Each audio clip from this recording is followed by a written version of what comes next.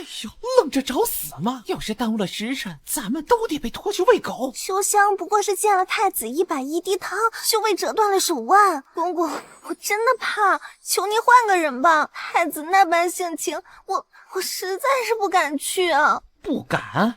再磨蹭下去，咱俩都得被拖去喂狗。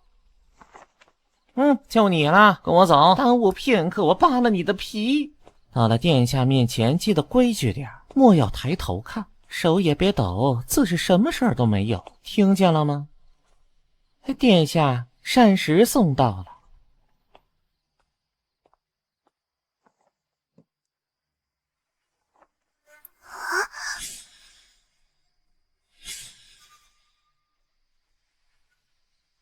他身上的味道有点熟悉。谁准你这么看着我？我不知死活的东西！这是什么香味？好香，好喜欢。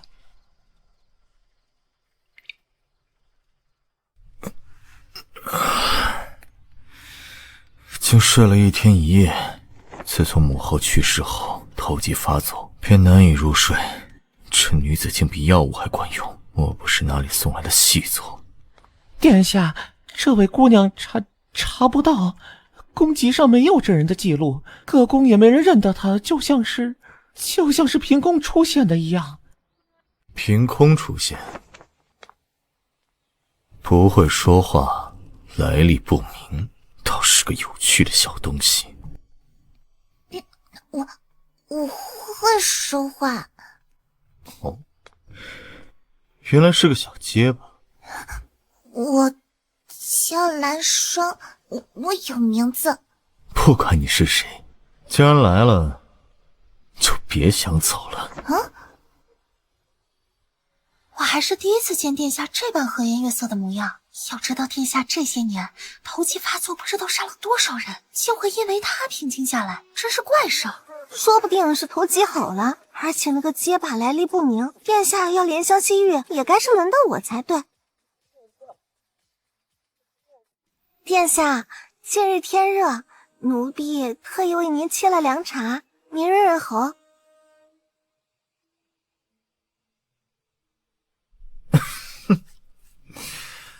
哦，之前对姑害怕的浑身发抖，这才几日就敢凑到姑面前摇尾乞怜，当姑看不出你那点龌龊心思。殿下，奴婢只是真心想伺候您。真心，这世上最不值钱的就是真心。你都看见了？手疼吗？你怎么不哭呢？应该像他们那样惧我、怕我、逃离我才对。你不害怕吗？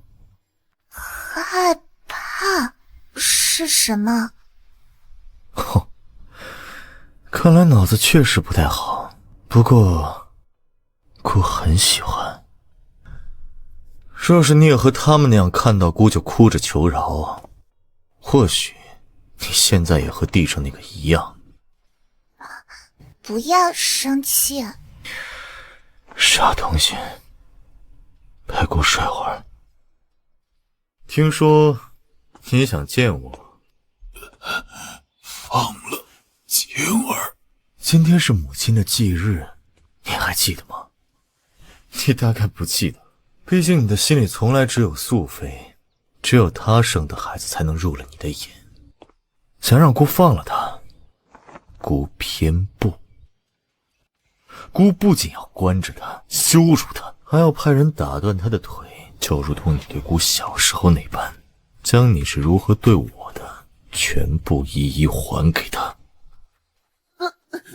父皇，我再也不敢了，求求你原谅我一次。若是母后还活着，看到你这般任人宰割的模样，应该会很畅快吧。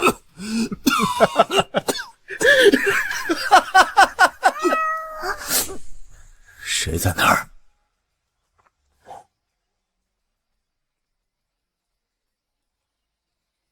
是我。哦，你都听见了？我都听见了。既然知道了我的秘密，那便留不得你了。别哭。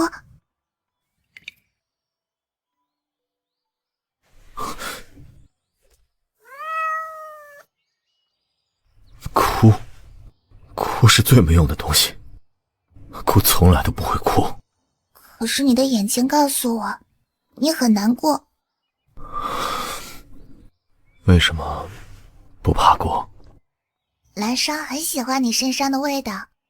蓝霜不知道自己为什么会来这里，但是蓝霜会一直陪在你身边的。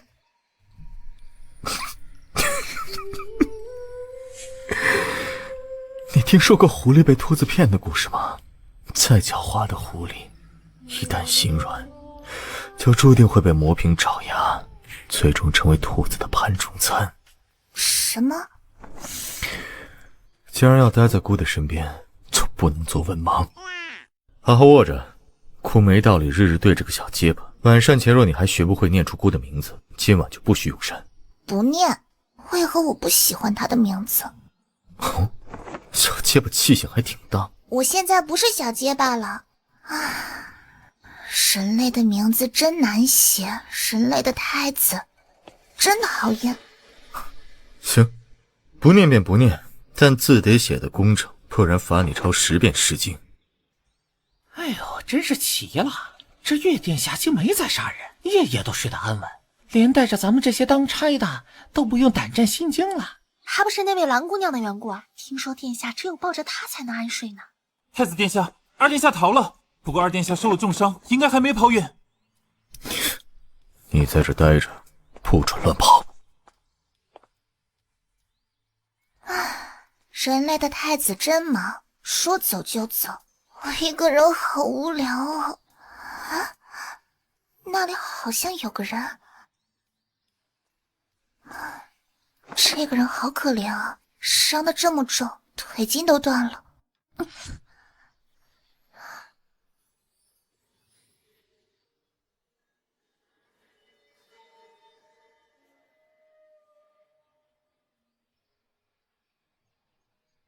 姑娘，你醒了，不疼了吧？多谢姑娘救命之恩，只是你的血竟有如此奇效，日后万不可轻易用自己的血救人。他给我一种很熟悉的感觉，比那个人还要熟悉。我叫施木青。施木青，你是二殿下？你是太子身边的蓝霜姑娘吧？我听说过你，不过太子现在追杀我，姑娘还是尽快离开吧。太子殿下，冷宫这边有动静。我先走了，来日定会报答姑娘。小结巴，你怎么会在这儿？姑不是让你别乱跑了吗？手怎么受伤了？来人，快宣太医！别测，以后啊，不准再跑这么偏僻的地方。我不在的地方会很危险。我知道了，以后不乱跑了。他们身上的味道好相似，好像施木青的更好闻一些。哦，你找到二殿下了吗？没有，不过他受了那么重的伤，腿筋都断了，跑不远。为什么要杀他？你认识他？是他派你来的。派我来的？派我来做什么？做奸细，打探姑的消息，等着帮他翻盘好杀了姑，是不是？奸细是什么意思？你没教过我。若是让姑发现你和他有半点牵扯，姑会杀了你，更会让他生不如死。到时候你们都得付出代价。我并不认识他，我只是想知道你的过去。为什么想知道这些？因为你难过呀，难过的事情说出来，也许就不那么疼了。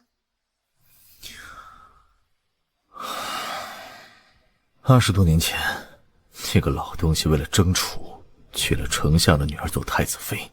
人人都称赞太子夫妻伉俪情深，哪怕从小他都对我格外严厉，我都一直以为我是他最爱的唯一的孩子。可他坐稳龙椅的第一件事就是卸磨杀驴，丞相一族满门抄斩，母后被废，我也被丢进冷宫，自生自灭。可笑的是，施木青和我一样大，他看着他的眼神那是我从未见过的慈爱。那一刻我才明白，他不是只会严厉，他只不过不想做我的父亲。我实在太饿了，偷偷拿了一块工人给师母亲送的糕点，就因为这个，他们打断了我的腿，我躺在冷宫里血流了一地，疼得昏死过去。是母后跪得头破血流，她才敢给我请太医。陛下，求求您救救叶儿吧！我的腿保住了，可他却觉得母后的秋情委屈了他的白月光，他给母后赐了毒酒，逼她自强。我从地狱里爬出来，步步为营，就是为了今天。你说，怎么可能放过他们？你知道了这么多，若是有一天你背叛了我，我真的会杀了你。我不会的，睡吧。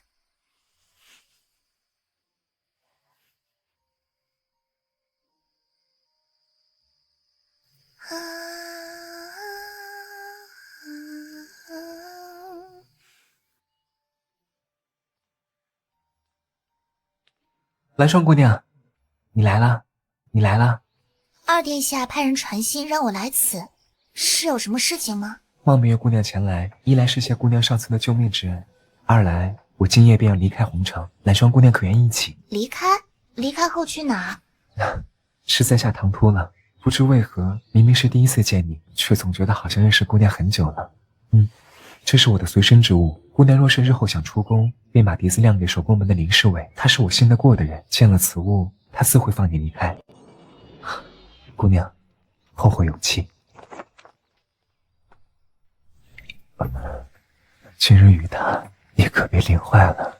等雨停了，我便带你去晒晒太阳。你会吹笛子吗？我想听。好。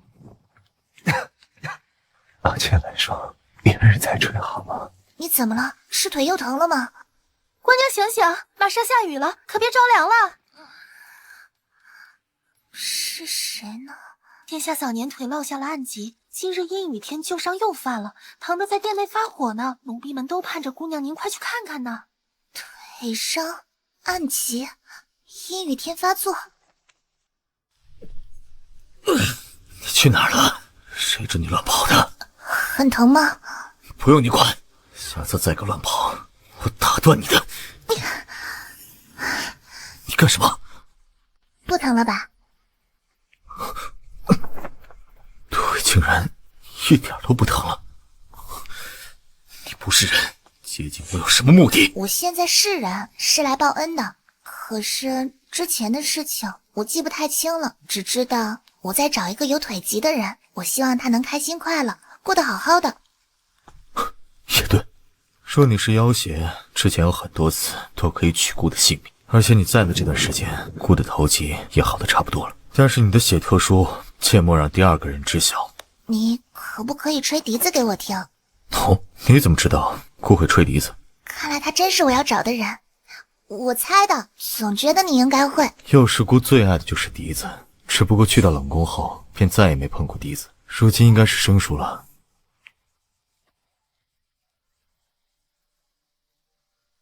和梦里的画面不太一样，但又有些相似。你有什么心愿吗？心愿？姑的心愿就是能抓到师母亲，让她尝尝姑年幼时所受过的苦楚，不要让她求生不得，求死不能。师母亲今晚会逃出宫？你说什么？你说的没错，她果然在这儿。想逃？姑要让你尝尝姑曾经受过的所有苦楚。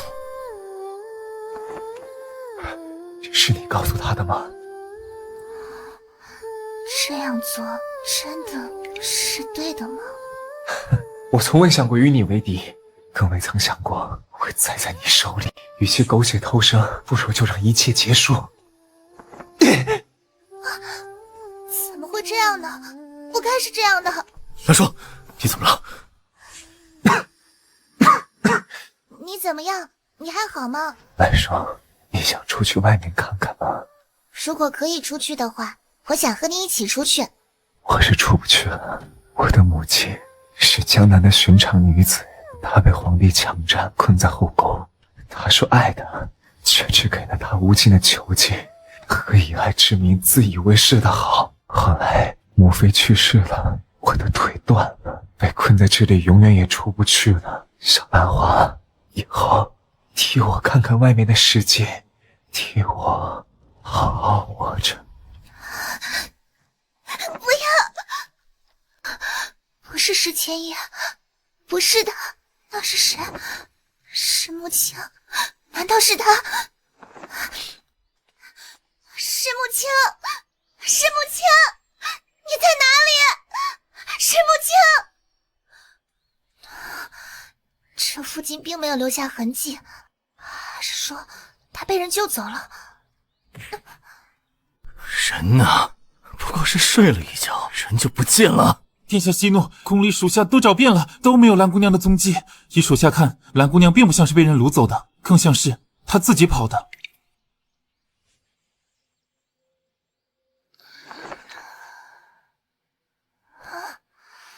你是梦中的人，是穆青呢？你有没有见过他？你在找他？是，但是不找也可以。我想我要找的人是你。你知道吗？昨日我做了一个梦，梦里我被人打断双腿，关在偏殿日复一日，只有黑暗与疼痛陪着我。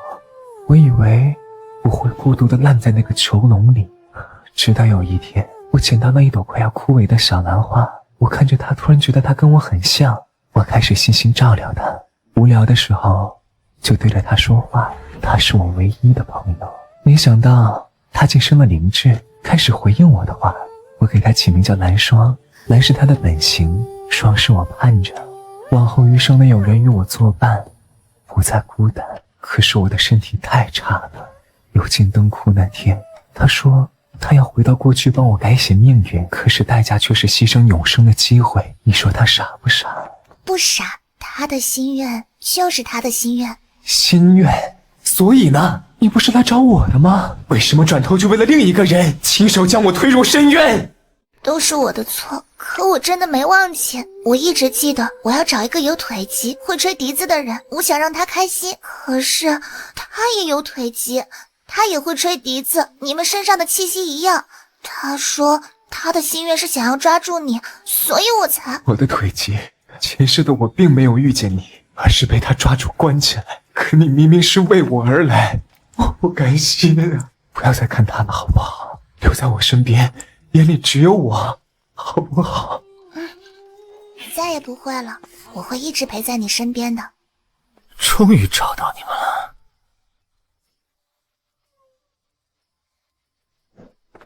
我一开始要找的人就是他，可为什么你也会吹笛子？傻瓜，还记得我和你说过的狐狸和兔子的故事吗？其实你才是那只傻傻的狐狸。我受了那么多苦，让他断一次腿又怎么了？至于笛子，我猜到你是他的，也知道他会吹笛子，这是我最近才练会的，就是想看看你到底想做什么。你果然没让我失望，是你亲手把他送到我手里。怎么会这样呢？你终究还是舍不得杀我。杀你，姑要让你活着，亲眼看着姑如何坐拥天下，看着她如何留在姑身边，做姑的太子妃。太子妃？你爱上他了，对不对？不然以你的性子，早在抓到我的那一刻，便该拿他祭刀。姑对他不过是利用，留着他是为了让你痛苦。你拥有的一切，我都要得到。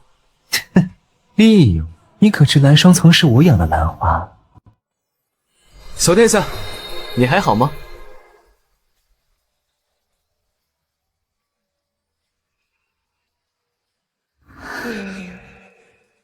要注意下来。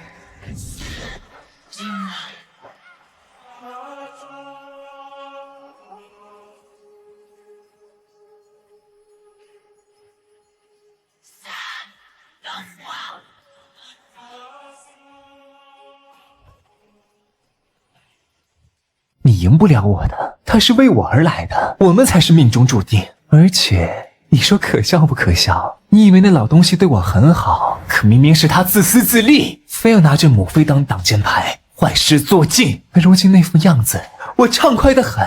说起来我还得谢谢你。你胡说！敢不敢跟我打个赌？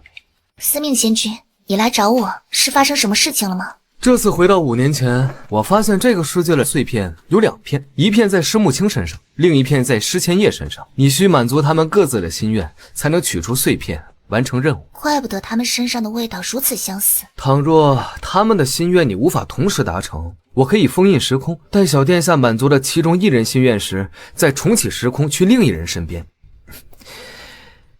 小殿下，我不能干涉人间之事，每次出现对您的影响也很大。不必，凡尘历练本就是修行，我知道该怎么做了。我以为你是真的不害怕我，以为你是喜欢我的，只要你对我还有一丝真心，我们就还能像以前那样。可他告诉我，你们是前世的羁绊，你来到这儿，从头到尾都是为了他。不要怪我，好吗？我只是想要你爱我。你对我做了什么？情果怎么会没用呢？情蛊？怎么会？那是什么？怎么没用？它怎么能没用呢？你是想让我喜欢你吗？我不相信。可我是草木化身，没有人类的七情六欲。原来我从一开始就输得一败涂地。我来只是为了完成他的心愿。他的心愿是有一个健全的身体，然后离开这座牢笼，去看看从未见过的风景。那我呢？你的心愿是什么？是坐拥天下，还是有人真心待你？他的心愿完成之后，你会离开吗？我的心愿是放他走，也放自己一马。哪怕最后留在我身边的只有回忆。结庐在人境，而无车马喧。问君何能尔？心远地自偏。采菊东篱下，悠然见南山。山气日夕佳，飞鸟相与还。青州的灯会可真热闹，可惜你看不到。我们还尝了一些特色小吃，3甜3甜的，味道很是奇怪。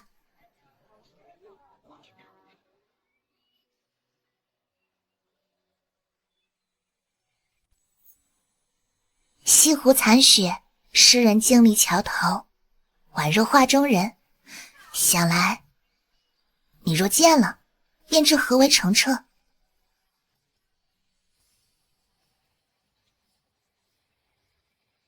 我这一生，前半生命困牢笼，后半是游历四方，得你相伴，看遍山河，心愿已了。来霜，若有来世，你还会记得我吗？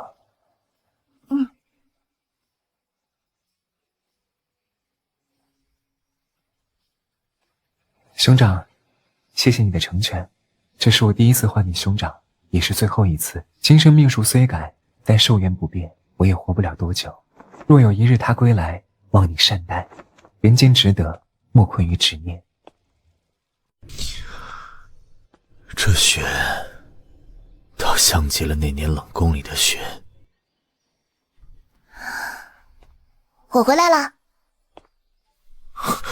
你怎么回来了？不是在陪他游历吗？这才多久就……他的心愿已了，而你的心愿还未完成。我的心愿。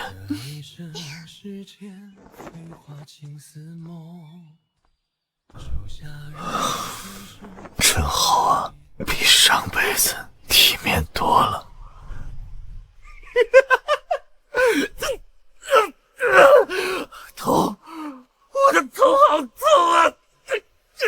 你是个怪物，没人会真心待你。你会不得好死！滚！都给我滚！都骗我！明明都想抢我的东西，杀！都杀了！殿下疯了，快跑啊！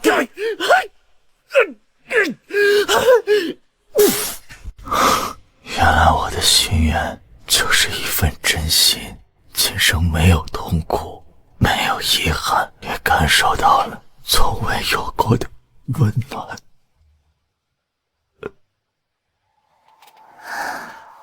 都结束了。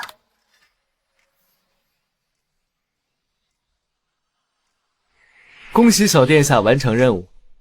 仙君，我不解，他们命运已然改变，为何还是会在前世去世的时间点离开？世间万物皆有定数，寿元长短是先天天定，非人力或天命轨迹更改所能撼动的。你所改变的，并非他们的寿元定数，而是他们的命运轨迹与离开时的心境。原来如此。走吧，去下一个世界。这是怎么了？头这么痛。陛下，你醒了。因昏迷3日，臣等寸步不离，生怕……陛下明明最疼我，凭什么不让我入内侍疾？都让开！陛下若有半点差池，我绝不独活。您重病这几日，后宫诸位公子日日守在殿外，唯有江公子……江苏慈呢，是原主爱而不得的白月光，原主为他守身如玉，登基至今无子嗣，导致朝野动荡，宗室虎视眈眈，而他根本瞧不上体弱多病的原主，更从未给过原主半分好脸色。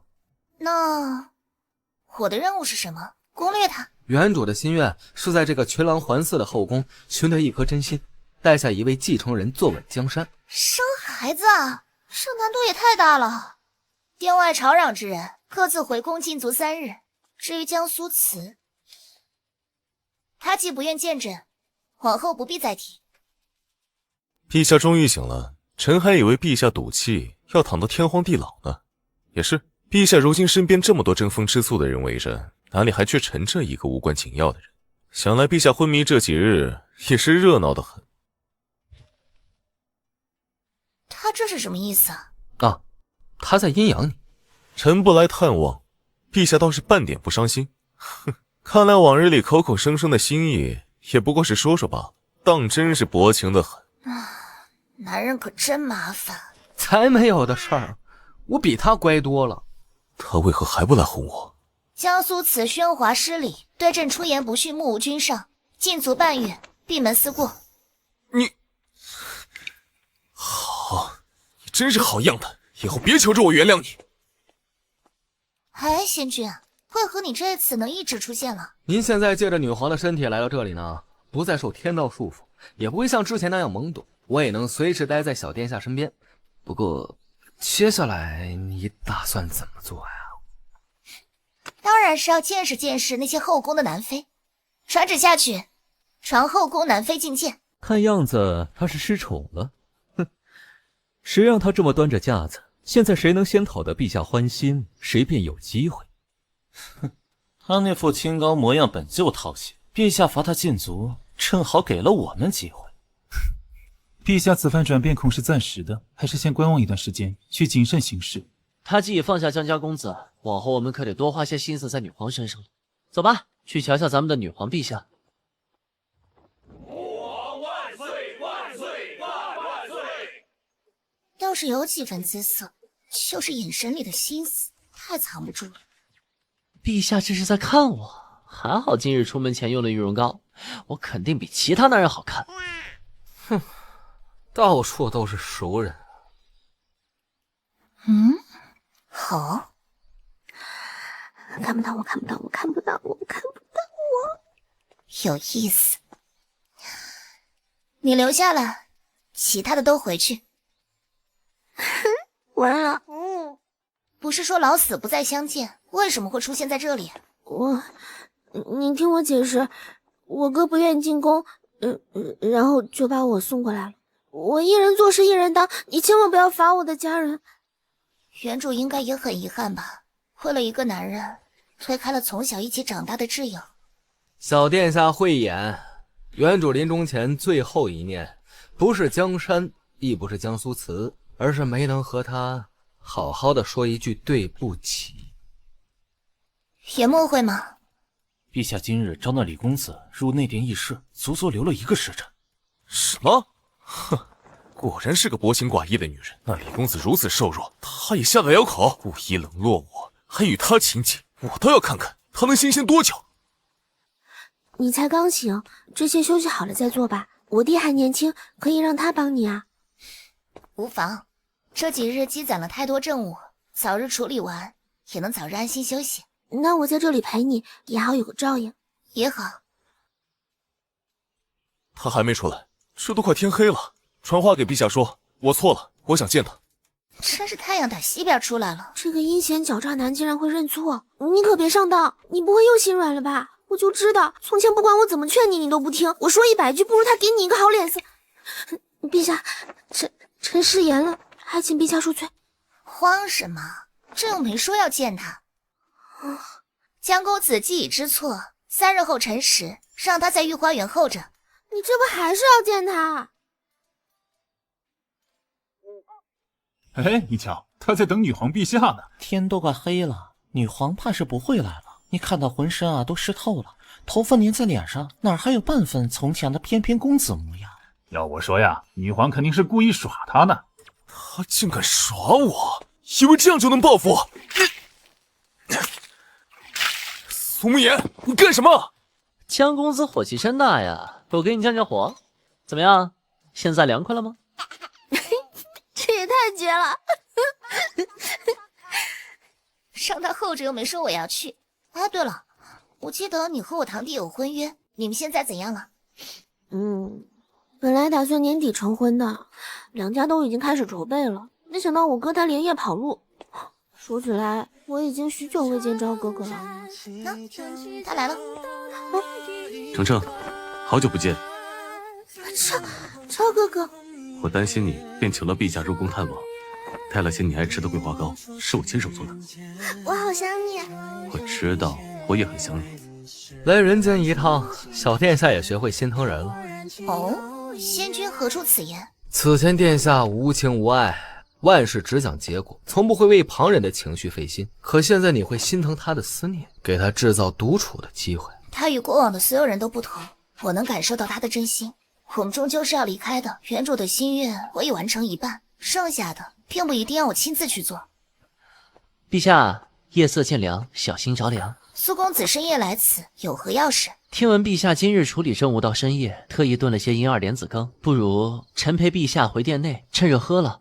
陛下日理万机，身子又刚痊愈，臣学过些推拿手法，给陛下松松筋骨。听说你今日泼了江公子一身水，陛下这是在兴师问罪吗？江哥哥年纪也大了，总归是比不上我年轻的。陛下不如多看看眼前人。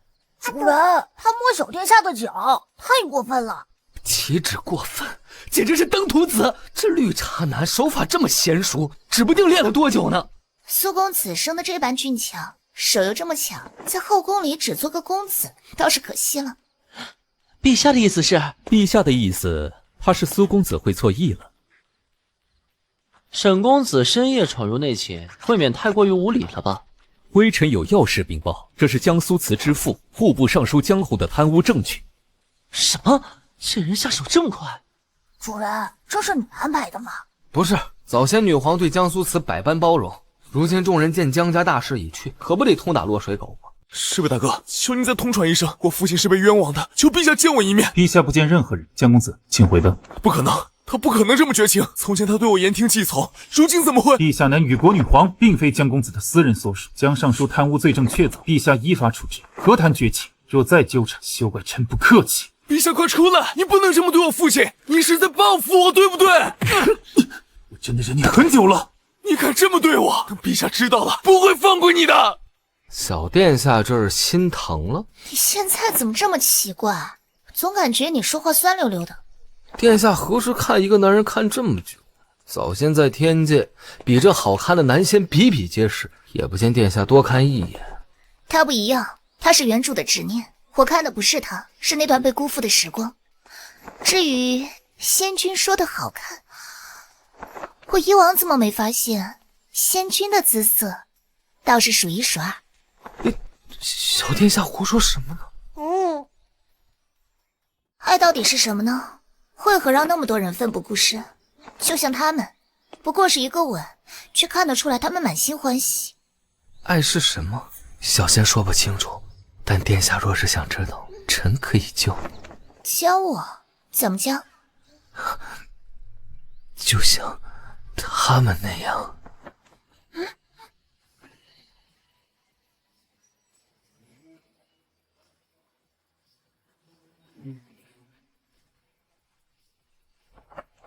亲吻是人类表达爱意最直接的方式，殿下感觉怎么样？一般，不过是人类的情爱仪式，谈不上多特别。殿下若是觉得一般，不如多试几次，也许就能感受到其中的不同了。陛下，萧公子带了一名女子求见，说有要事禀报。哟，这不是江公子吗？怎么这般狼狈模样？你少在这里幸灾乐祸！从前你仗着女皇宠爱，不把我们放在眼里，还对陛下百般轻视。如今呢，陛下连见都不愿意见你，江家一夕之间败落，你说这是不是报应？你闭嘴！缩慈哥哥，婉清，你怎么会在这里？我听说江伯父被贬，你被陛下责罚，特意求萧公子带我进宫见你。你不该来这里，快回去！现在才想让他回去，是不是太晚了？哼，你以为你吊着陛下为江家谋取私利的事情能瞒多久？我早已查清，你真正爱的人是他，对陛下不过是利用罢了。你胡说！方才我也带林姑娘见过陛下，将你们的事情一一禀报。我要见陛下，我是被冤枉的。陛下说了，不想再看见你，将他们丢出宫去，往后再敢靠近皇宫半步，格杀勿论。我见陛下，我是被冤枉的。不是，怎么你也掺和一手？又是喜丑，这日子没法过了。还不是因为你这个废物，我真是瞎了眼才会看上你。说不是你非要进宫找我，我怎会被陛下厌弃？这一切都是你的错。你竟敢打我！明明是你贪恋权势，你就是个懦夫，只会窝里横。哎呦，这两人天天干架。嘿嘿。玩弄真心的人，终将受到反噬。这么大的心理落差，这辈子都有的玩了。路是他们自己选的，种什么因得什么果。我会让他们好好活着，为原主赎罪。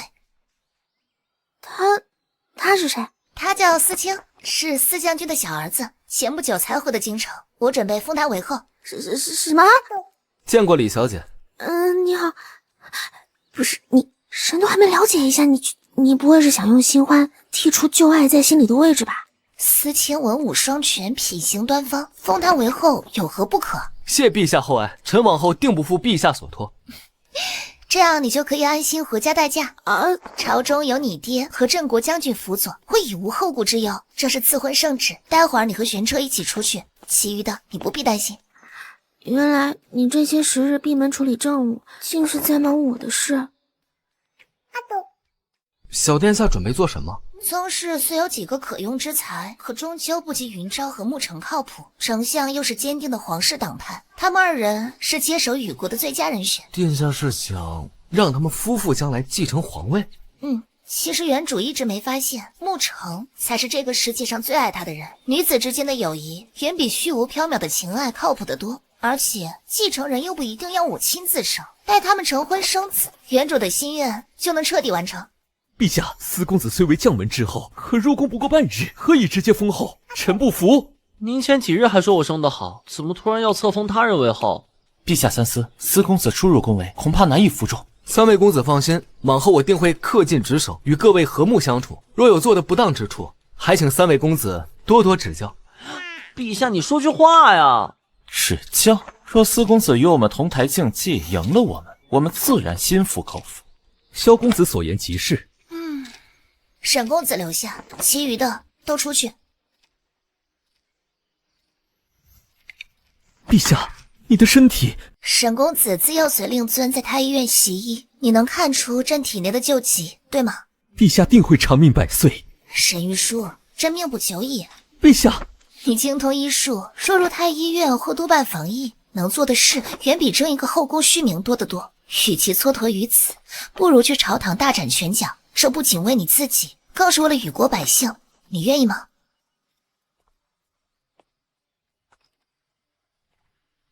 医者仁心，为国为民。陛下说了什么？是同意比试了？是啊，沈公子，陛下是不是还念着我们的好？陛下没说什么，只让我们好好想想以后的事情。以后的事情，打什么哑谜？人类的皇帝啊，当真是天底下最累的差事。自从来到这里，你就没一日清闲，白天应付朝堂，夜里还要批阅奏章。我觉着也是，来到这里就是加班来了。真应该让外面的人看看我这妖妃是如何与女皇相处。妖妃？是呢，外面都在说我刚入宫就蛊惑陛下封后，说我是狐妖所化，专门来祸乱宫闱的。妖妃会陪着我在这里啃这些枯燥的奏章？他们说的，人家心里可难过了。那你当如何？想。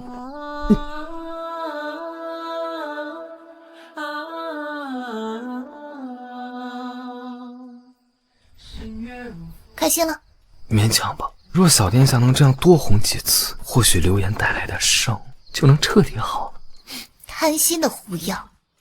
陛下到底见不见？苏公子稍安勿躁，陛下尚未传召。陛下昨晚累着了，不便见人。苏公子有何事，不妨先与我说说，我替你转达。他们离宫是不是你蛊惑陛下做的？你想将我们都赶走？告诉你，我生是女皇的人，死是女皇的鬼，我绝不离宫。让他进来。小殿下都听见了，他倒是执念深重，非要留在宫中做男宠啊。陛下，您终于肯见我了。你想留在朕的身边，便要拿出对应的本事。江南一带近日有人作乱，暗中宣扬反动言论。陛下的意思是？云昭与你一同前去，你们二人务必查清幕后主使，平息动乱，护江南百姓安宁。我去，我一定给你一个满意的结果。小殿下倒是会顺水推舟，既满足了他不愿离宫的执念，又彻底清净了后宫。他并非无才，给他一个施展的机会，好过强行驱逐，落人口实。如今牧城已有身孕，前几日我去见了他，他腹中的孩儿有帝王之相，原主想要的真心和与国传承都已实现，我们是时候回去了。好。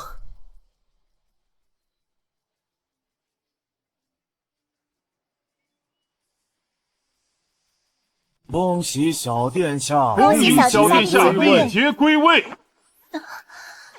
这是神器碎片。小殿下在人间经历风雨，实属不易。恭喜小殿下生出情根。小殿下，你们可算回来了，我在天界都快闷坏了。让你久等了。前几日我偷偷听天帝说，神器是他故意弄碎，就是为了让小殿下去人间历劫的。哦，我说这任务怎么处处透着刻意呢？他还说我主人是他给小殿下找的童养媳妇。小殿下，下雨了，我得回家收衣服了，回见啊。小殿下，好久不见。望穿秋水，泪如流星下坠，对镜花儿眉，在你心底安睡，不知雨打风吹，人间纷纷扰扰。原来你把我支开，就是为了离开人间，你知不知道我都要难受死了？你怎么也去人间了？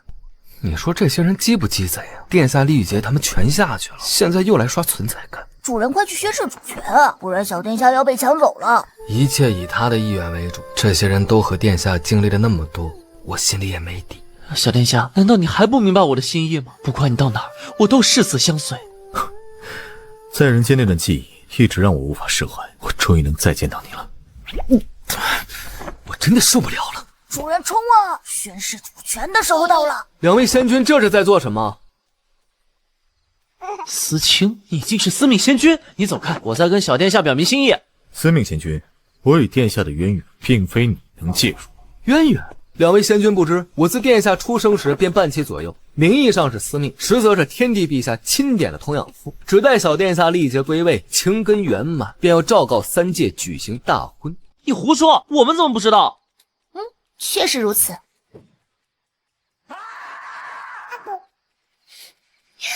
仙君方才那般威风，怎么这会儿倒拘谨起来了？殿下说笑了。不是说心里没底吗？我还什么都没说，你就迫不及待出来宣誓主权。你都听见了，我爸他们说的那些过往会让你动摇。况且殿下不是也点头承认了吗？你可不能反悔。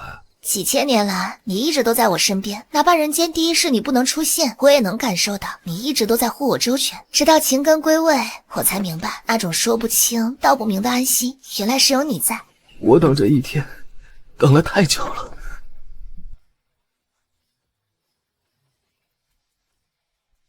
沐橙生了个儿子，他给孩子起名叫施千叶。皇后娘娘，陛下宫里来人传旨，说今日还要批阅奏折，今晚就不过来了。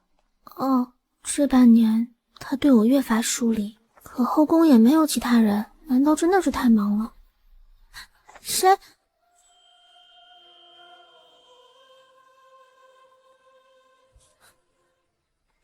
这自己是蓝霜，可他不是。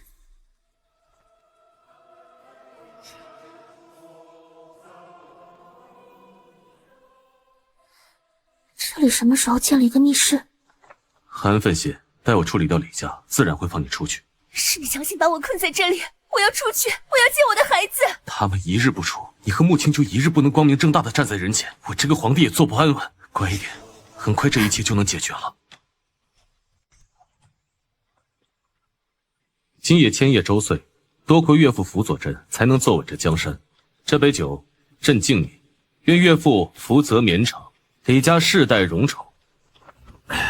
陛下客气了，老臣能为陛下分忧，乃是臣分内之事。陛下，丞相归天了。李丞相突发意外，想来是上天降罪。皇后身为李家女，难辞其咎。来人，将皇后打入冷宫，听候发落。原来你真的想要杀我！你们聋了吗？朕的话都敢不听？臣奉先帝遗诏，护皇后周全。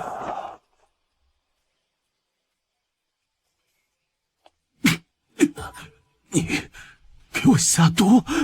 陛下这么着急卸磨杀驴，可真是寒了我们这些老臣的心呐。早在你派人送酒时，我暗中将你与父亲的酒对调了。云昭哥哥，你我自幼青梅竹马，为何会走到这一步？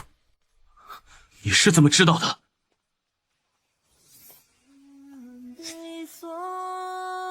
你们竟敢合谋篡位！你困我多时，害我与孩子分离，今日我便亲手了结了你，为我们讨回公道。我曾以为青梅竹马，情分难断。昭哥哥，我好想你。却不知人心易变，再深厚的情谊，也终究抵不过权力的诱惑。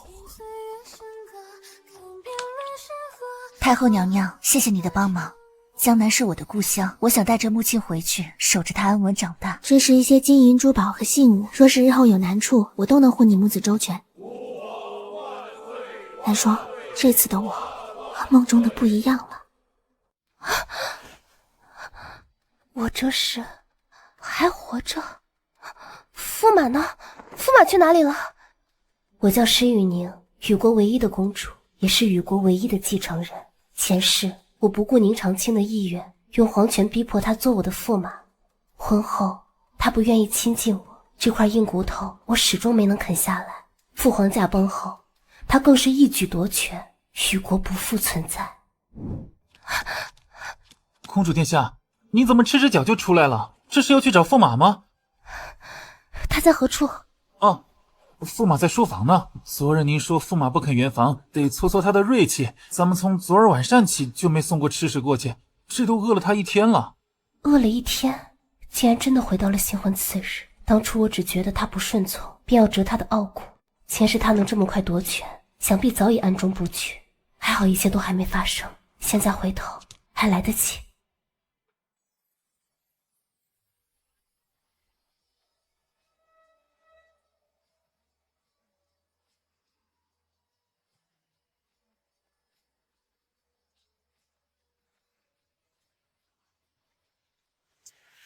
公主又来找我做什么？莫不是还没玩够？前世我只当他故作清高，却没想过作为宁氏未来族长培养的人，怎会被这点手段拿捏？他如今的隐忍，说不定是在等更合适的时机。宁大人，我让厨房温了粥，还有你爱吃的。怎么今日换了怀柔的法子对付臣，想看看臣会不会受宠若惊。他还是那样嘴毒，既然这块硬骨头带毒还啃不动，那我就不啃了。昨日是我糊涂，以后不会这样了。日后你想做什么就去做什么，我知你对我无意，成婚的事我很抱歉，只是眼下还不是合理的好时机。公主何时这般通情达理了？你拿我宁家满门要挟我时，可不是这样说话的。过去是我不对，我也想了一天，与其你我痛苦一生，不如学着放手。往后我不会再用那些手段逼你，你信也好，不信也罢。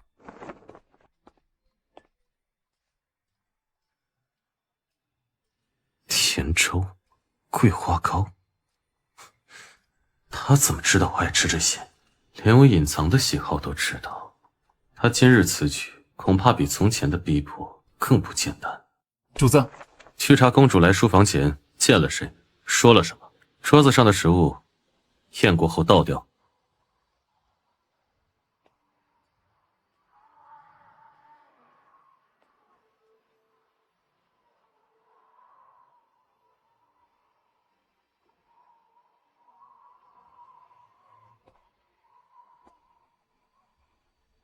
明长卿，这一世我们放过彼此，我也不会再让雨果捧在我手里。见到我就跑，他又在搞什么花样？公主，江南玉色与3月有余，都再不同行。各州府的东梁恐难暗示运敌，臣昨日查到，是地方官与梁山勾结，故意拖延时间。林燕林大人前世为雨国殉国的忠臣，当时我眼中只有情爱，从未重用他。林大人，这件事就拜托你牵头彻查，若是需要协助，随时来找我。公主这是转性子了。公主放心，臣定不辱命。微臣该死。无妨，林大人不必紧张。昨日赶回来没歇着吧？是不是累了？不如用过膳再走吧。怪不得半月不见人，还以为他转性了，原来是有了新欢。跟公主说，我病了。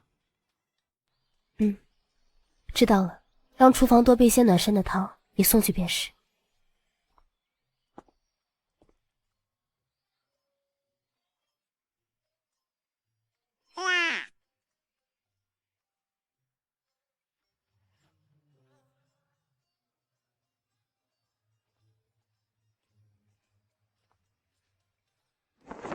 他有闲心管别人吃没吃饭，我生病了却不来看我一眼。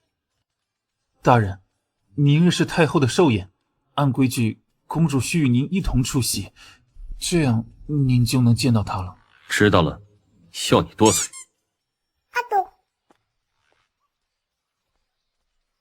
公主倒是忙起来了，半月都不见人。原来驸马这么关注我，我还以为你巴不得我别去找你。你能这么想，再好不过了。我先前说的是真心话，既然你我无意，我也不愿同你做一堆怨侣。你最好说的是真话。公主殿下，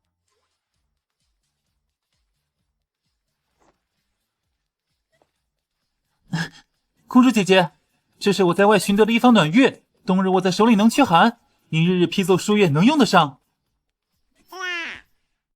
穆青，穆将军之子，前世也是穆家坚守皇城，满门被灭。这一次，我定不会让穆家走向那样的结局。劳烦穆小将军费心，你几时回来的？塞北那边待得还习惯吗？前几日便回来了，可惜公主总在忙，好几次我都没能见到您。下次若有急事，可直接派人传信给本宫。也没什么事儿，就是想看看你，许久未见，想待在公主姐姐身边，和公主说说话。公主，太后召您过去。好，本宫先走一步。公主真是今时不同往日，前有林大人在书房议事，现在又和穆小将军在殿内相谈甚欢，是不是在公主眼里，只要长得好看，谁都可以？你说这话是什么意思？难不成在你眼里，我和谁说话都得避嫌？臣只是提醒公主，君臣有谊，即便这两人再合心意，你都不该把主意打到他们身上。你把我当成什么人啊？我承认以前我是傻，一颗心吊死在你身上，把雨国公主的本分都抛在了脑后。可是现在我不想再围着男人转，我想好好做储君，所以这些在你眼里就只是看谁好看。我就那么肤浅吗？难道不是吗？你简直无理取闹！多亏了林大人连夜核对账本，找出了勾结的证据。忙了这么多天，先喝口茶歇一会儿。谢公主，其实臣从前总听人说公主偏爱享乐，如今才知公主是真心为雨国百姓着想。有您这样的储君，是雨国之幸。哎，驸马怎么来了？禁军操练的折子需公主签字批复。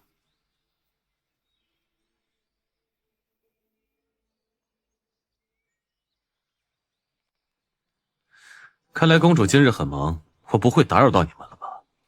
既然公主与驸马有要事，臣先去整理梁窟的后续事宜。林大人忙政务是好事啊，但也要记得君臣分寸。公主身份尊贵，不必事事亲力亲为，免得旁人说闲话。这里哪来的旁人？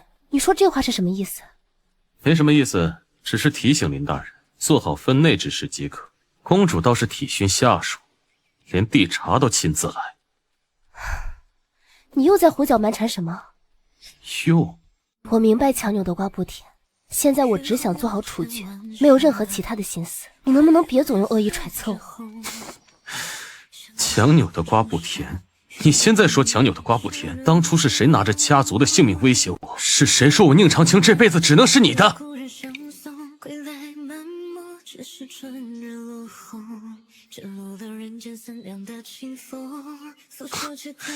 你以为你是公主就了不起吗？我也是宁氏嫡长子，如果不是你强迫我，我本可以有更光明的未来。是你强迫我娶你，把我困在公主府这方寸之地，是你让我这么多年来所有的努力都成为笑柄。现在你说不想扭了，你把我当什么了？招之即来挥之即去的玩物吗？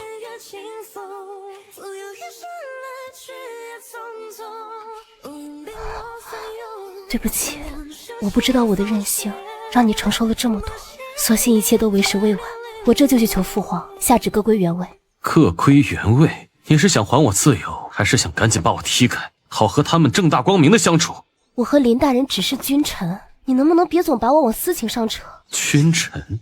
那你告诉我，你为什么急着放我走？难道是嫌我不愿与你圆房，害着你找别人了？我可以现在就补回来。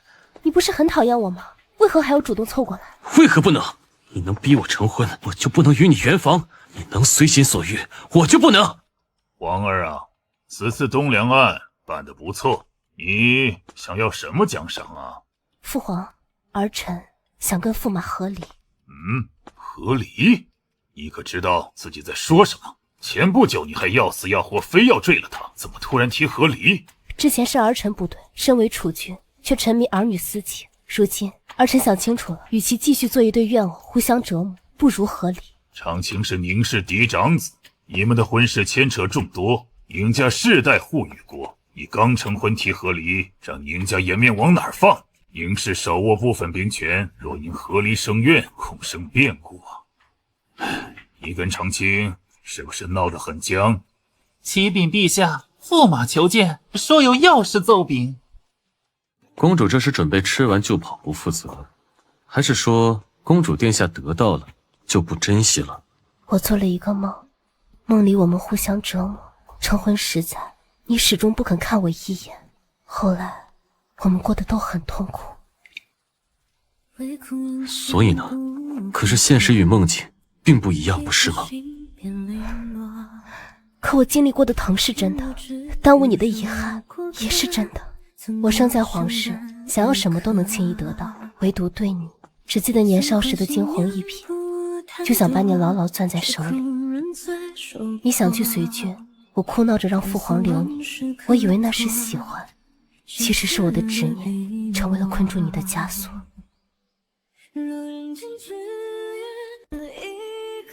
你本不该是困在后院的人，你是宁氏未来的骄傲，家族的荣辱兴衰都系在你的身上。有时我也很后悔，为了满足自己的私欲，将你的羽翼折断。如今，我只希望你别再因为我而放弃你的抱负。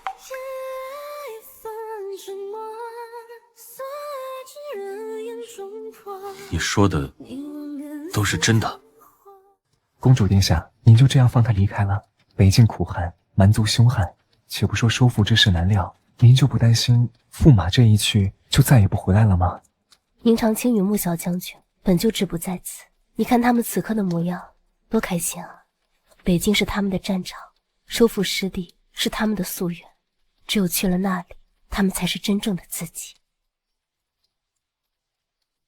我与父皇商议，给你5年的时间，若5年后你能率领军队收复北疆失地，让蛮族再不敢越边境一步，稳住北疆的民生和防务，等那时我们再谈和理，便无人能说半句闲话。你不仅能实现自己的理想和抱负，更能名正言顺地接受宁氏，做宁家真正的一族之长。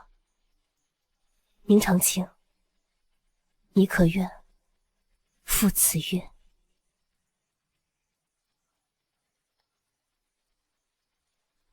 这是父皇送我的护心佩，你一定要好好带在身上。北京多寒，保重。宁大哥，看什么呢？再不走，看不上武士的扎营了。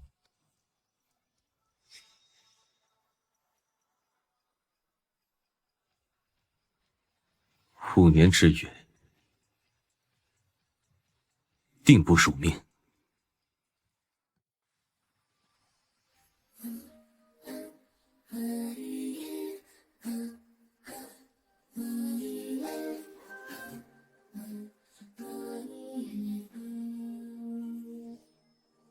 总带着漫不经心的洒脱，脚印出没在云开的山坡。风掠过耳边，也吹进心窝，甩甩尾巴就开出花朵。数不清的神，总有栖身的一侧，四季翅膀上收割，泉水缓缓银河。随去黑面看那日升月落，旷野才是归处，风中才有我。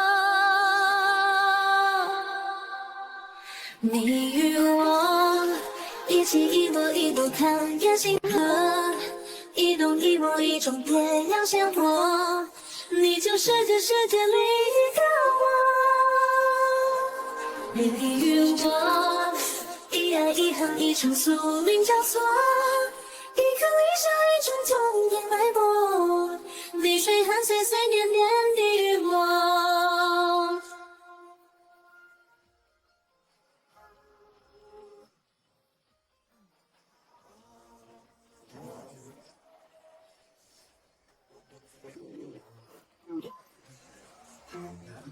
想穿过时间虚构的承诺，走出每条为我写的因果。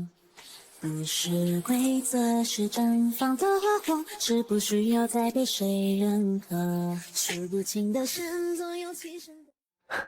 小殿下，小心莫之见到衣裳。吹过字念雨名，林叔叔上次教过我，是娘亲的名字。小殿下真聪明，一教就会。想念殿下吃块桂花糕。怀瑾今日倒乖，没像昨日那样把墨汁抹在脸上。娘亲，你看，我会写你的名字了。林叔叔还夸我聪明。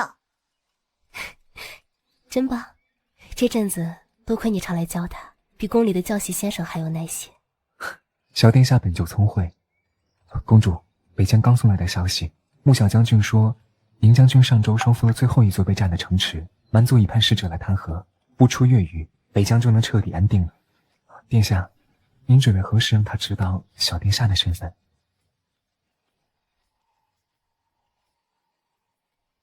不急，等他回来，让他亲自选自己要走的路。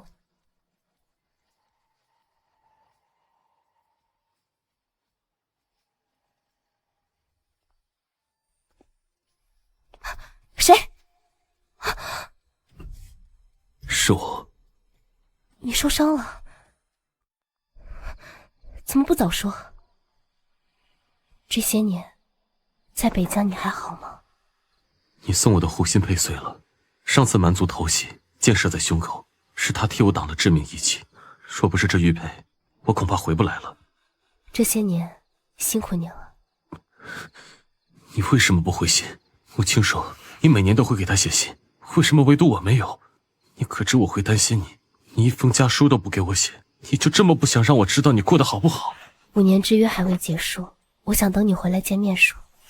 我不在的这几年，你有没有那别的人？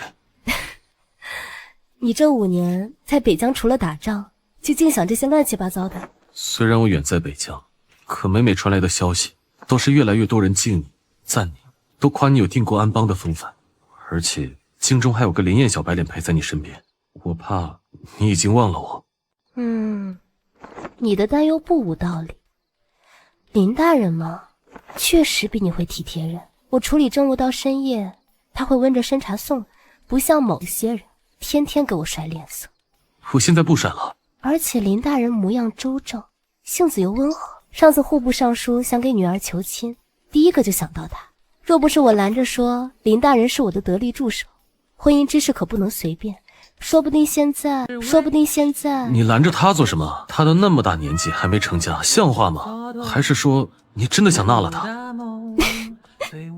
你知不知道我想你想得快疯了？你的江山我来替你守，但是你不许有别的男人。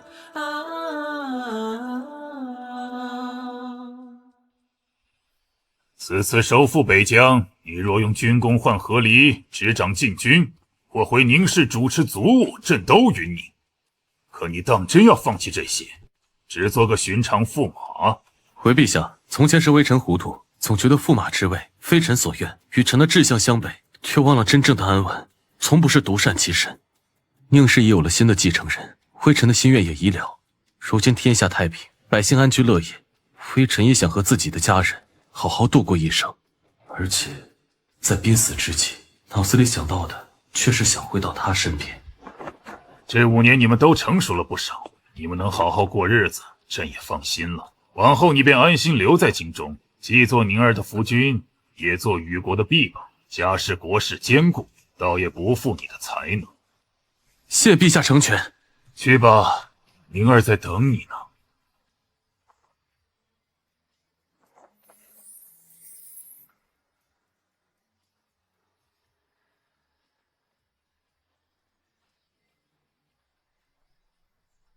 我以为你不会来了。我想和公主说一些事情。父皇允了你回宁氏。从前我只觉你霸道骄纵，仗着是皇室公主就轻易折辱。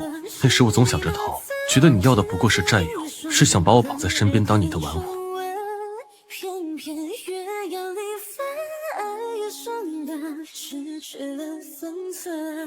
如雪带不到终身，终你寻一个眼神，从世界人雨山回望住红尘。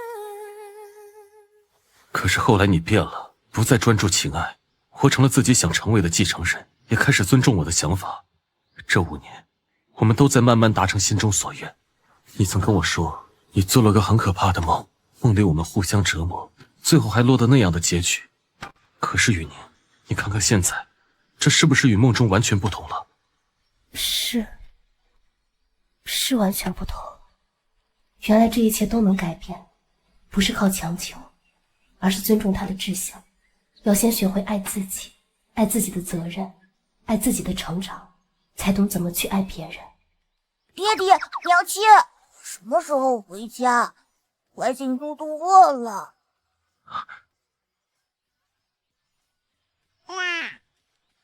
什么？你偷偷给我生了个儿子？对啊，有什么大惊小怪的？不就是个娃吗？是不是我回宁氏，你就一辈子都不打算告诉我孩子的存在？那肯定啊，我生的就是我一个人的。想都别想，孩子也是我的。小姐，咱们早些回去吧。明日是您的回京盛典，若是着凉或者误了时辰……好啦，阿叶，青州哪有这么热闹的灯会？而且明日之后大家都认识我了，不如趁现在好好出来看看。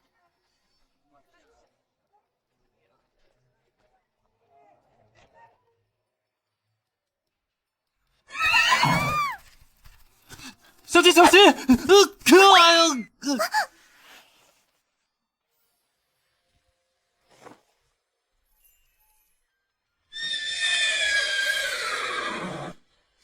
呀！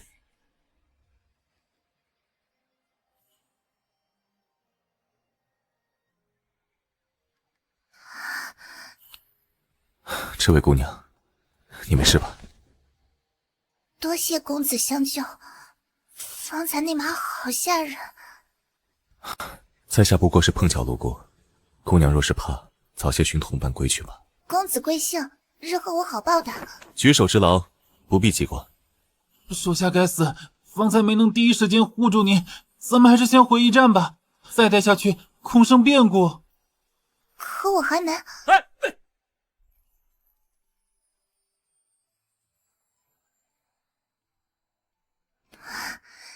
他竟然长得这般好看！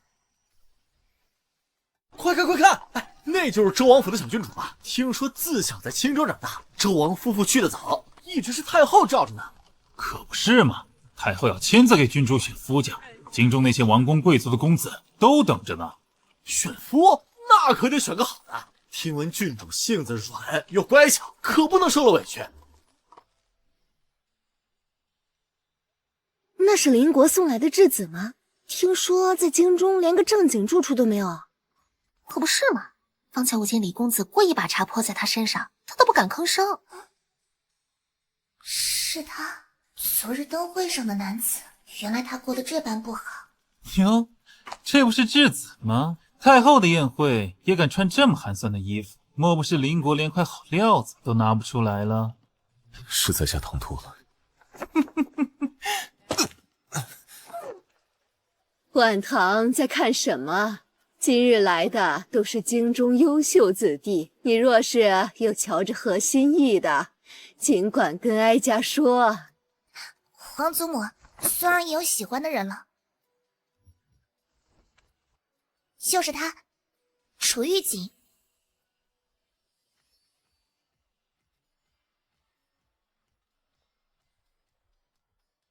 晚唐，我可以这么叫你吗？你可会怪我让太后请旨赐婚？当时情况紧急，我不想你受到伤害。我知你是心疼我。来，喝了这杯合卺酒，从今往后，我们便是夫妻了。你放心，以后不会有人欺负你了。对不住了，小郡主，接近你也是迫不得已，这段时间只能这样和你相处了。这可是我们的新婚之夜，你打算去哪儿啊？楚郡吗？你没事？装了双倍迷药还能这么清醒，想不到郡主也有不为人知的一面。哎呀，竟然被你发现了！可是新婚之夜死了夫婿也不好，你说我该怎么惩罚你呢？郡主可否清醒，在下并不会护，只是玉锦在周国一直受人欺凌，这本也是害怕与郡主不和气，所以才避开圆房的，并不是想伤害郡主。真是好美的一双眼睛！我要是把你锁在这房里，日日只对我一个人，好不好？郡主，这香好像不对劲。那质子看起来都没几两肉，也不知郡主会不会受苦啊？放心吧，太后命我们点了合欢香，快走快走，这会儿应该也起效了，咱们待会儿再来。到底是谁在吃苦？你看上去好像……是吗？你看上去也很可口的样子。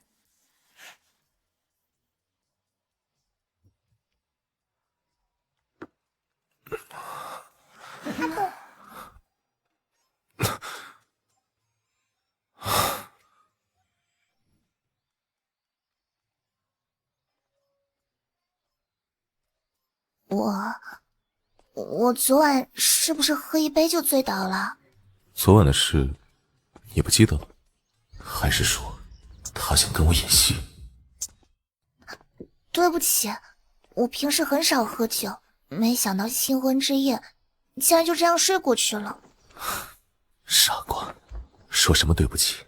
我们来日方长，快进去吧，别让太后等急了。嗯。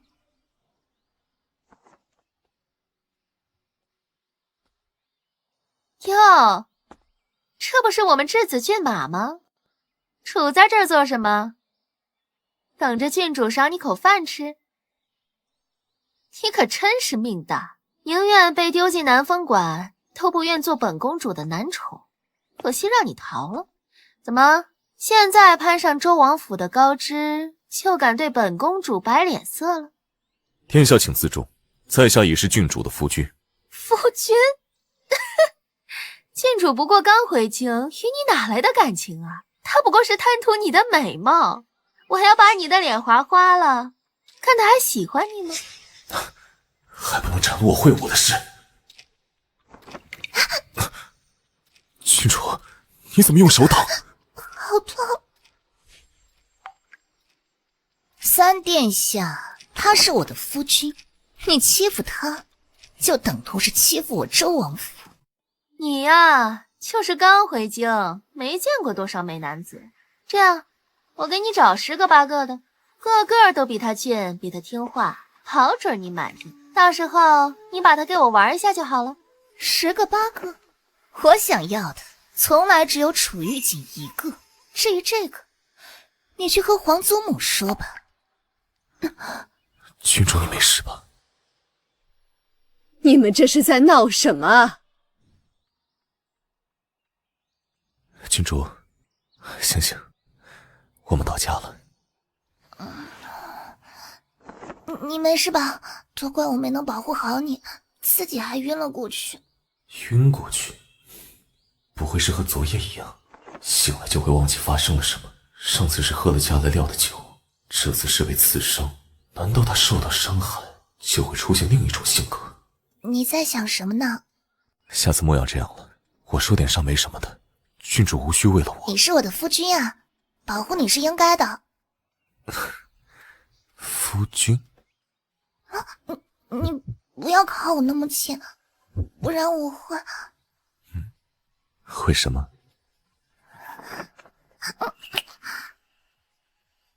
会想亲你。从见到你的第一眼，我就想这样做了。我原本只是想利用他的身份，可此刻看着他为了我受伤，心里怎么觉得涩涩的？看来我得找机会调查一下他在青州这些年的过往。这些天你每天都陪在我身边，会不会很无聊啊？怎么会呢？你的伤是为了保护我才受的，陪着你也是应该的。莫要动，马上就画好了。你可不可以不要对我这么温柔？不然我的心跳得好快。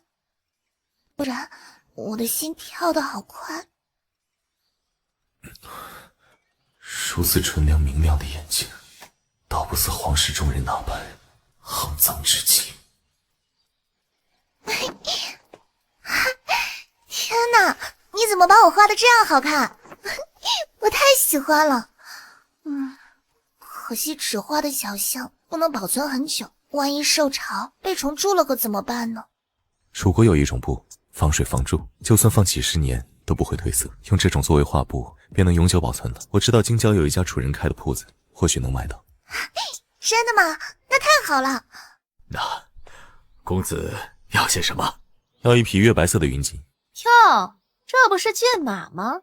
怎么跑到这种偏僻的楚国人铺子里来了？怕不是借着买绸缎的由头给楚国传递消息吧？来人，把店主一起带走，本宫要去面圣。郡主，不好了！宫里人传话说，质子私通楚国商贩，被打入天牢了。什么？哎，陛下有旨，今日不见任何人，尤其是涉及质子之事的人。我要见太后，她肯定会信我的。太后也说了，此事关乎国家安危，她不便干涉。她是被冤枉的，我要跟陛下说清楚。如果我都不信她，就没有人会信他了。只要陛下不放他出来，我就一直跪在这里。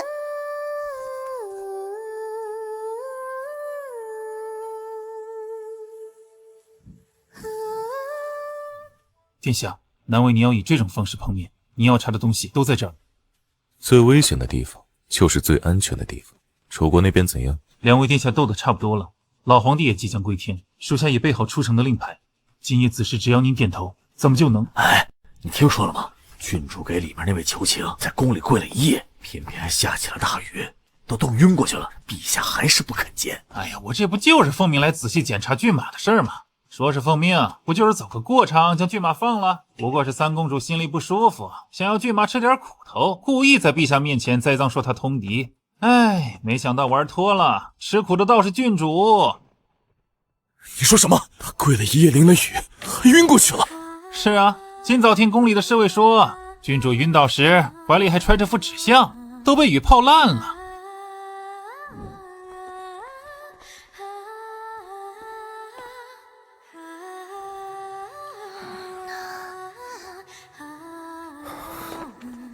完蛋，对不起，让你受委屈了。你怎么就那么傻？下雨了都不知道躲起来，受伤还没好，身子那么弱，怎么就不知道心疼自己？我怕你在里面受委屈，我知道这里没人喜欢你，可是我喜欢你啊，我不想你受到任何伤害。你放心，以后不会有人欺负我了，我会护着你，就像你护着我一样，一定。哎，慢点，别碰着伤口。哎，张嘴，现在没那么疼了。你怎么把我当小宝宝一样？我的左手又没伤着，我可以自己喝的。当我的小宝宝不好吗？以后这些都让我来，你不用自己动手。要我说这些，我才不要做你的小宝宝呢。药都喝完了，真棒！我得给小宝宝一个奖励才行。什么奖励啊？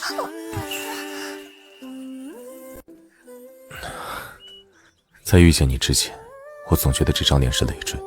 我的母亲是皇帝抢来的臣妻，而我的身份时时刻刻提醒她曾经犯下的错。兄弟嫌我碍眼，父王视我为无物。被送来做质子这些年，这里的人看我的眼神，不是带着轻蔑，就是带着不怀好意。他们挨这张皮囊，不过是觉得它好看，能用来消遣。你和他们都不一样，你会为我挡匕首，也没想过我会不会连累你。你看着我时，眼里只有我这个人，没有我的身份，仅仅只是我而已。我本来就喜欢你嘛，我本来就喜欢你嘛，喜欢你的温柔，喜欢你为我画小象时的认真。当然，肯定也是有因为你这张脸。那是我的荣幸。我像在黑暗里走了很久，以为这辈子都要抱着算计过下去，可你像束光突然照了进来，让我想放下所有防备，只想好好守着你，守着这份真心。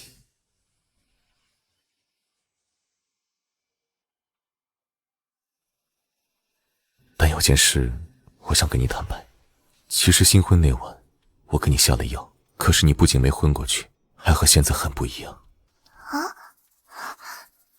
怎么会呢？我怎么什么都不记得了？为了知道是什么原因，我派人查了你在青州的过往，可是并没有查出什么。你查我？你怎么能查我呢？我最不喜欢别人知道我的过去了，尤其是在我这么喜欢你的时候。不一样的他又来了。你当时是觉得我配不上你，还是觉得我会拖你的后腿？不是的，我只是还没准备好，也怕你发现我的算计，所以才想用药控制我。可我最讨厌被人控制了。不过嘛，别这样。你说我该怎么惩罚你，才能让你永远记住，你只能是我的？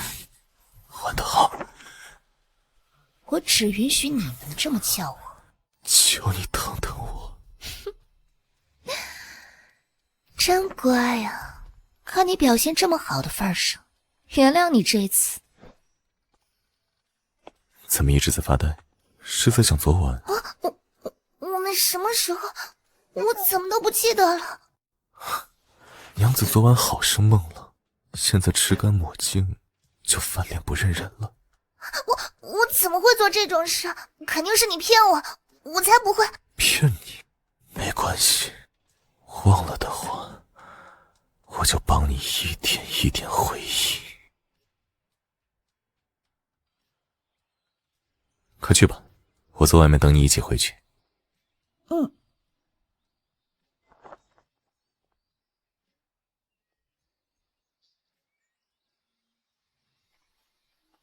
哎呦，我的傻妹妹，你怎么为了个不清不楚的男人，把自己的名声都搭进去？他才不是你说的那种人，你别乱讲。乱讲？哼，妹妹怕是不知道吧？你家那位啊，之前可是京城有名的货。上次他被我丢进南风馆，不知道多少人围着他看笑话。你说那里有没有人得手呢？你胡说，他才没有。他长得这么好看，又手无缚鸡之力，指不定被人按着多少次。不肯做我的男宠，却要被……你说可笑不可笑？你刚才说他在南风馆被人怎么了？还能怎么？当然是被人当成质子就是弃子，送来就是让人羞辱的。只可惜啊，我没能看见他被的样子。要是被我看见了，我肯定会让京中最有名的画师画下来，日日观赏。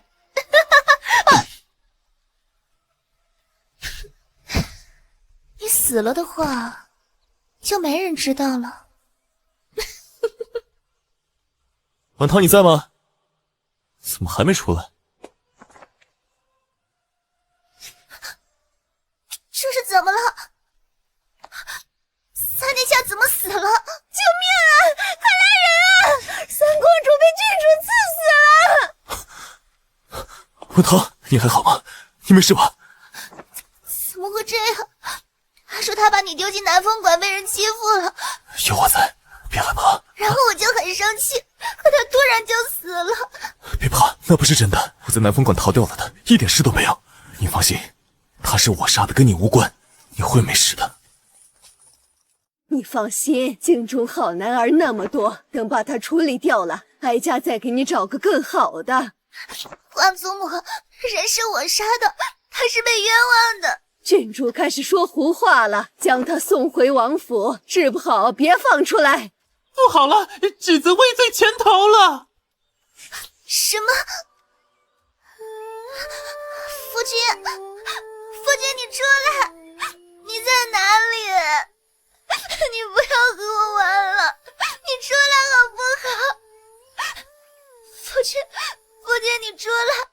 我不调皮了，我以后乖乖的哪里都不去，不会再发生这种事情了。夫君，你不要走，你不要吓我好不好？主子，时间不多了，这次我们真该走了。您为他多留了半个月，再不走就走不掉了。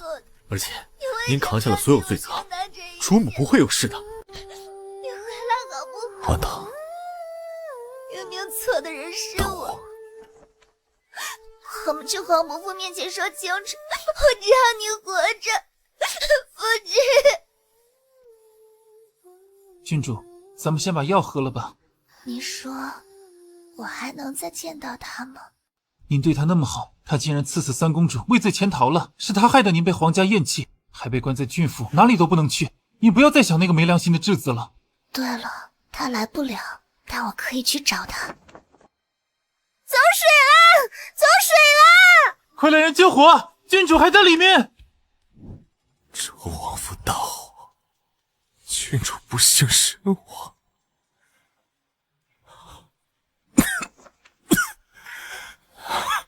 一定是周皇做的，换得我的妻子，都怪我没能带她一起走。我要回去，当时肯定很绝望。他最需要的时候，我都不在他身边。庶子节哀，当务之急是稳定朝政，届时我们再去给主母报仇。这些都不要了，我要去找他，我要去见他最后一面。这是不是周国的圈套还不好说，而且在这个节骨眼上，您就算是真去了那边，也改变不了什么呀。难道您忘记了我们这些年的努力了吗？您吃的苦受的罪，还有我们石家这些年受的屈辱，您都忘了吗？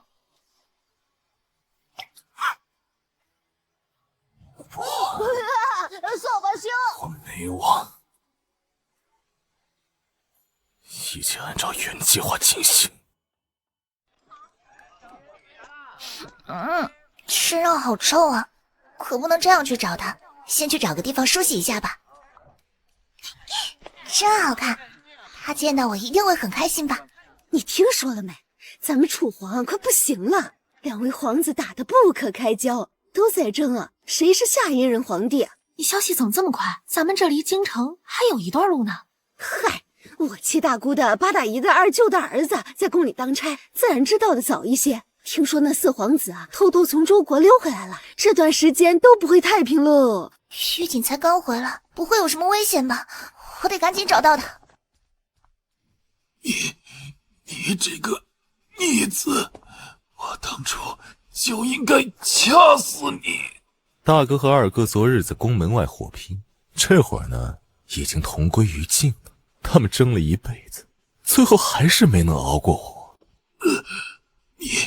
是你做的，是又如何？你偏心大哥纵容二哥，却嫌弃我，是你一生的耻辱。施家何其无辜，是你强夺人妻在先，最后却找个莫须有的罪名将他们灭族，又要生下我，又要痛恨我，将我丢到周国当质子的时候，你就没有想过你有今天吗？我会让太医好好吊着您的命，让您看着我是如何将这个江山搅得天翻地覆，让你死了之后都无法安息。逆子，逆子！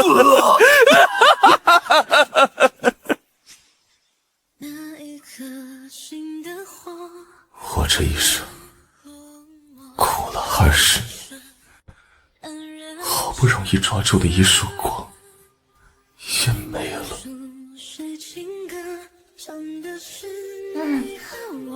我画好了没啊？我好困啊。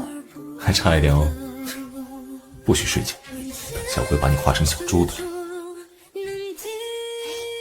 夫君，你的眼睛真好看，亮晶晶的，像是会发光。要是我们以后有女儿，一定要像你。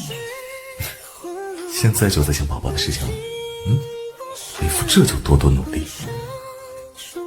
快了，等我把楚国搅乱，再带兵踏平周国，跟你报完仇我就去找你，陪你一起长眠，以后再也不分开了。准备去哪儿啊？嘿嘿，这瞧着细皮嫩肉的，不是楚国人吧？跟哥哥走。主子，探子来报，我们在城外发现了一名疑似主母的女子。你说什么？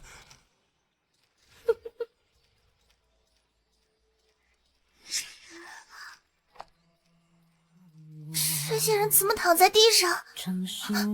这是我做的吗？我杀人了！我又杀人了！混汤！不知，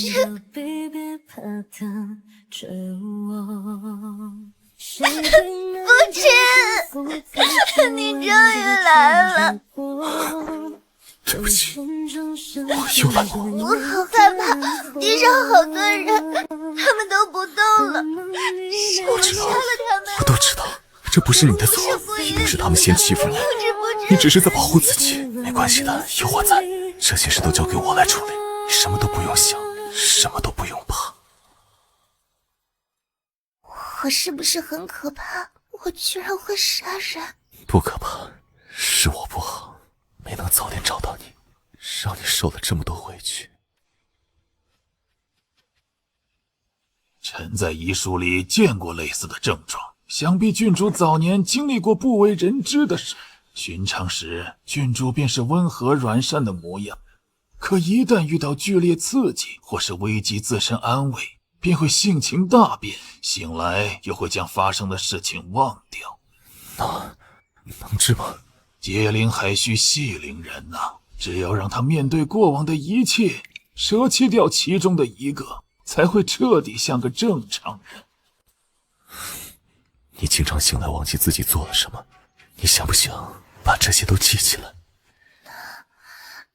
都记起来。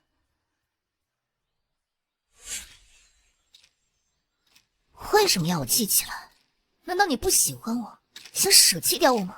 你不能只爱他一个，我也是你的妻子。不是舍掉，是想让你不要这么痛苦。无论你是怎样的，我都爱你。以后不管我变成什么样，你都得在我身边。还有，面对我，你必须叫我。好。你是谁？我就是你，你就是我呀。不是的，我不会杀人。那你说他喜欢的是谁？是喜欢那个只会跪夜淋雨求情的你，还是我这个敢拿着匕首把欺负他的人都赶跑的我？你知道的，我比你强多了。他喜欢我，他喜欢的是那颗护着他的心。可你总是让我害怕。我不想杀人的，我想变得像怪物一样。怪物？可我只是在保护你啊！你可还记得爹爹当年得胜归来是何等风光？爹爹带着我们回青州过安稳日子，可皇帝怕他功高盖主，暗地里给他下毒，娘亲也没了。他们就伪造娘亲随父殉情的假象。爹娘走后，好几次你都差点死了。那些刁奴故意动你，饿你，想让你意外死掉，好让皇帝彻底放心。这小丫头命大，几次都没弄死。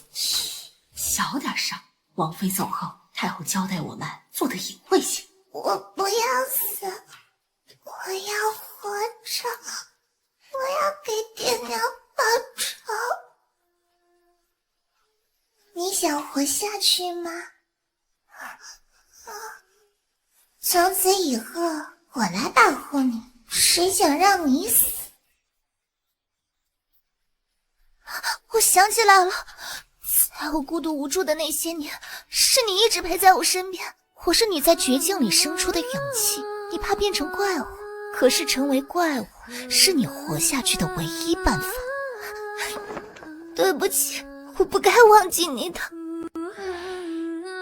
我们不用争谁更重要。你有你的温柔，我有我的锋利，只有我们接纳彼此，才是完整的周婉棠。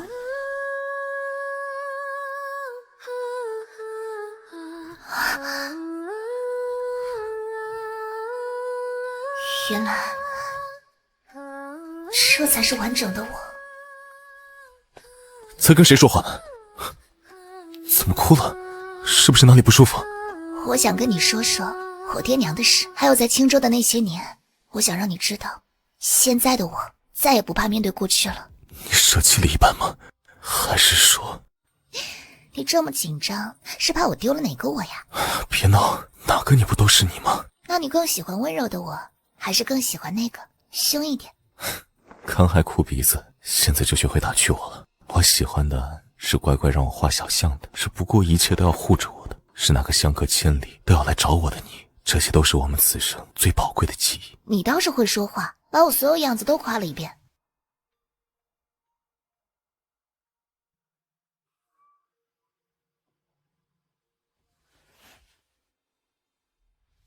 这是岳父大人留下的。父亲当年在暗中培养了不少势力，有的是商户，有的是禁军统领。以前我不敢提，是怕自己护不住这些。我想和你一起拿回父亲应得的公道，也让周国那些欺辱过我们的人付出代价。好，你的仇，我的恨，我们夫妻联手，一起了断。